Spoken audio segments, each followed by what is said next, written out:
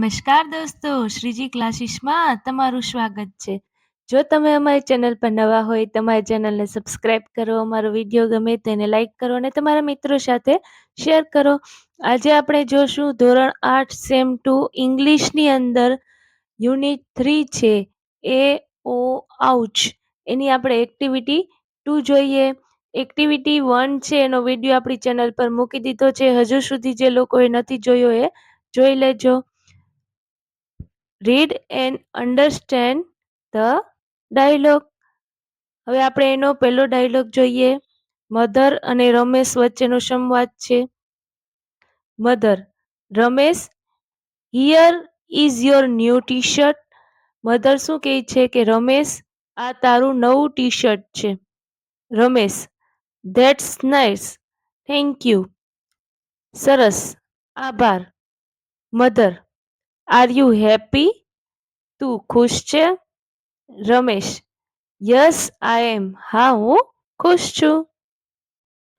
બીજો ડાયલોગ છે અજય અને વિજય વચ્ચેનો. Ajay: can you climb Girnar? Climb એટલે ચડવું. શું તું ગિરનાર ચડી શકે છે? વિજય શું કહે છે? Yes I can. હા, હું ચડી શકું છું. Ajay: are you confident? Confident એટલે આત્મવિશ્વાસ. શું તને કોન્ફિડન્ટ છે? પ્રશ્ન પૂછે છે અજય. વિજય: યસ આઈ એમ. હા, મને આત્મવિશ્વાસ છે. હવે આ ત્રીજો ડાયલોગ છે એ ફાધર અને નેહા વચ્ચે છે. પિતા અને પુત્રી વચ્ચેનો dialogue. Father: Neha, where are you? Where એટલે ક્યાં. એના ફાધર છે એ નેહાને પૂછે, નેહા તું ક્યાં છે? Neha: I am here papa. કે હું અહીં જ છું. Father: this is your result. આ તારું પરિણામ છે. Neha: I can't believe. Neha શું કહે છે કે હું આ માની શકતી નથી. Father: Y?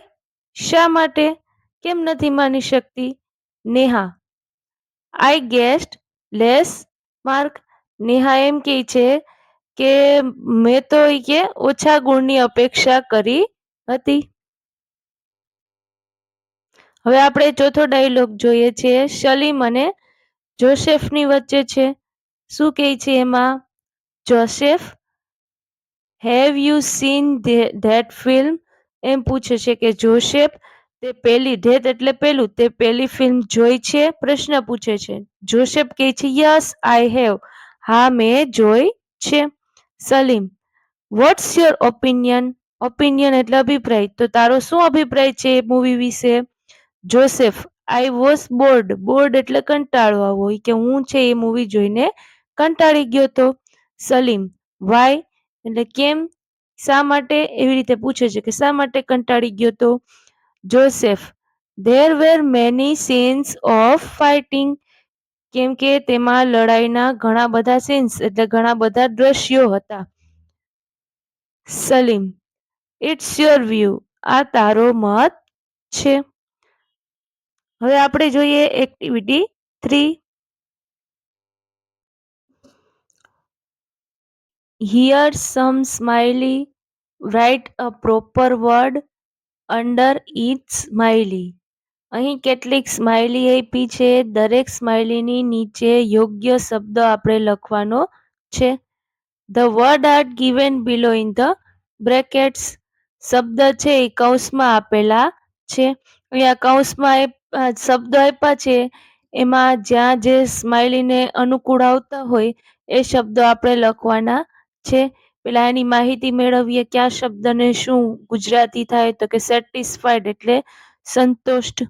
પછી શેડ એટલે દુખી. પછી લોનલી એટલે એકલવાયા. પછી સરપ્રાઇઝડ એટલે આશ્ચર્યચકિત. પછી ગિલ્ટ એટલે દોષિત. પછી કોન્ફિડન્ટ એટલે આત્મવિશ્વાસ. પછી કોલ્ડ એટલે ઠંડો. હેપી એટલે ખુશી. અને બોર્ડ એટલે કંટાળો આવતો હોય, કંટાળાજનક.